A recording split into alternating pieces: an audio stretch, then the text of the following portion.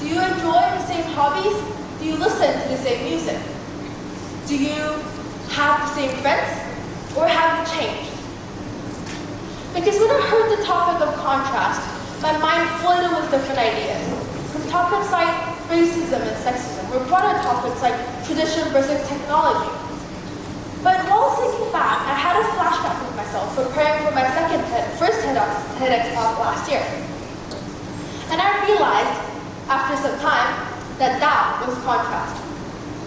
So I'm going to talk about our past, present, and future. I want to start off my speech with something that we all have, but it's not our favorite topic to bring up. Our past. Because the definition of contrast is the state of being strikingly different from one's and close associations. But we're already living in that definition. Now, the past. We all avoid the past. It's not our favorite topic to bring up. Because I'm not here to talk about the good old days, because I never was born in the good old days.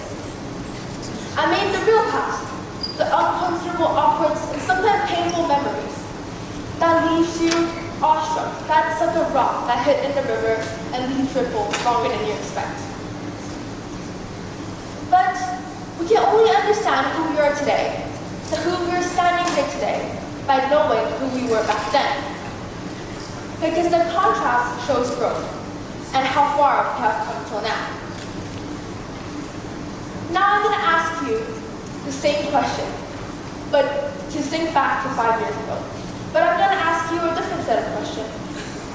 Were this person, or this people who was chasing your goals, and just been going outwards, or were just people at home, keep telling yourself you'll do it tomorrow? Be honest with yourself, because you're the only person that knows who you truly were back then. Because maybe that's the reason we avoid it. Because we're the only person that truly knows what we did back then. And maybe you did mistakes. You fell short of what you wanted to be. But you can't blame yourself if those were the cards given to you and you played it the best you could. And those were the results. Because that person didn't have your mindset or your habits or didn't know anything that's going to happen in the future. Because your past self was doing their best.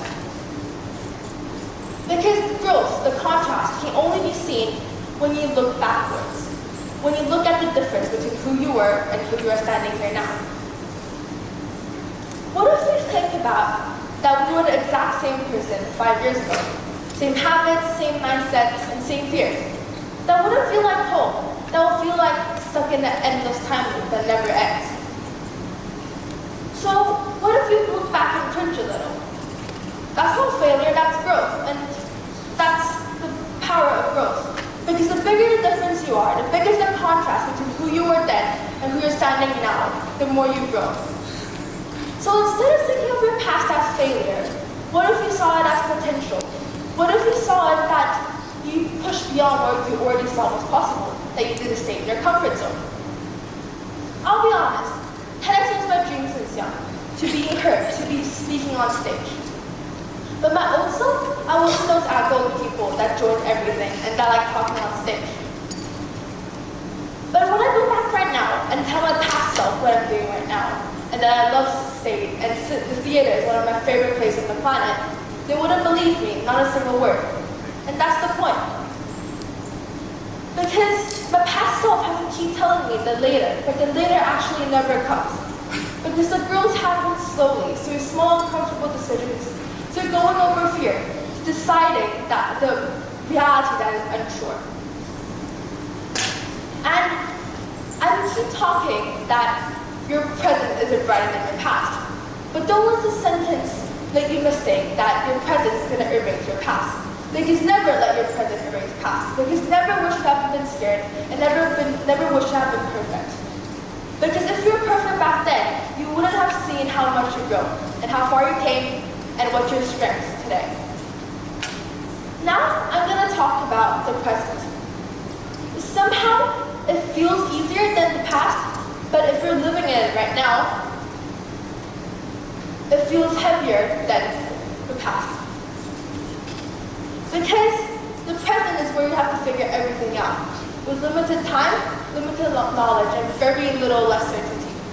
Because right now, living in 21st century as a teenager, the pressure is everywhere. The pressure to succeed, to have a plan, to figure out where you're going and to know exactly where you're going to be for the future. And we compare ourselves to the most highlights of other people's lives. And as Roosevelt once said, comparison is the theft of joy. But we still do. We still compare ourselves to the most highlight moments of other people's lives. We all know that our public and our private self is different. It's two completely different people. But we compare ourselves to the different sides of a person. And while you're comparing yourself, you doubt your choices, you double think your actions. And you just don't know where to go. And that's the pressure that you're living in the present. But the present also feels you're standing still. Like, no matter how much you want to push forward, you feel like you're stuck. This doesn't happen because you're lazy, but because we're human. It doesn't happen because we're scared. This doesn't happen because we don't care, but because we are scared. We're scared of failing, being judged, and not living up to other people's expectations. But when you think about it, the present for your past, for your own personal past, around 2 or 3 years ago, felt heavy. Because the present only feels heavy if you're living in it right now. But the present is also a power. It's a power that controls you. But what if we use the power to build something? Because everything you do today builds something really powerful, your future. Because every choices matter, everything you do matters. Because every day we imagine ourselves in the future, and we keep telling ourselves we'll do it soon. But the future doesn't happen in your mind. The future doesn't happen in your daydream, it doesn't happen in your mind. It happens in your actions. So the gap between the future you want and your present can only be chosen by doing. Not someday, not later, not when everything is perfect. Now. And now, I want to talk about the future. It's the only part of our life that doesn't exist yet, but somehow controls every part of our decision. We think of our future self as a perfect human being, as someone that's more successful, that's enjoying life way more than we are today. But it also comes with 2 words, possibility and fear. Because on one side, that's everything that could go right. Maybe a better job, recognition, a better grade for students, maybe a better job for adults. But on the other side, there's fear. Everything that could go wrong, like worse grade, dropping out of school, staying behind the grade because you're not doing enough. We're getting fired from a job. And we get lost, but we mostly get lost in the good version of ourselves, and we forget the things we have to do to get it. We sometimes just stays in our spot and thinks that everything's going to work out for you. But it doesn't, because life is a bumpy road. It has railways, it has highways, it has jungles, it has places that you've never been before. And sometimes you have to figure your own road throughout the way. And so your future can be only built by doing, not by thinking. Also, your future can only come by clarity after action. You don't do and then you don't think about it and then do it. You do it and you figure things out on the way. Because that's the only way life works out. Because you never know what's ahead of you. Because you can't control the future. You can't control what's going to happen to you in the future. But now, if the future is not something to be controlled, how do you get glimpses of the future?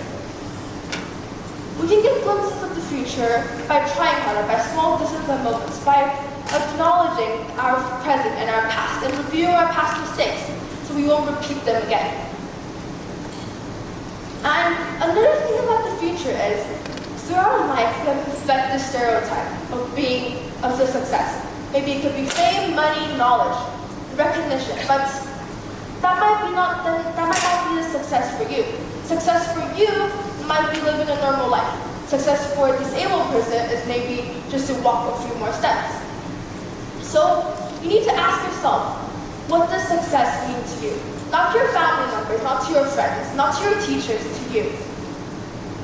And also, the things you want now might not be the things you want in the future. Because you change, and that's normal because you're human. Contrast reveals itself while you're growing up. And then you can just try again, as hard as you did when you were trying to get your first step. Because as time passed, the things you want change.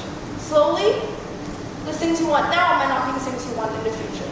However, it doesn't matter because you were becoming that person all along. Now, all three are linked together by a single word contrast, your past, present, and future. But you can clearly see the contrast between your past and your present to your future. What if you saw the contrast between your past and your present to see how much you have grown, and see the contrast between who you imagine you're going to be in the future and your actual future as potential? I want you to live by two mottos after this speech. Never look back with shame, and live with honesty, and look ahead. Because one day, you're going to look back, because your future is going to be your present really, really soon. And you're going to realize you have been being that person all along. So never feel the contrast, because as people once said, life can only be understood backwards, but we can't be the prisoners of it. Thank you.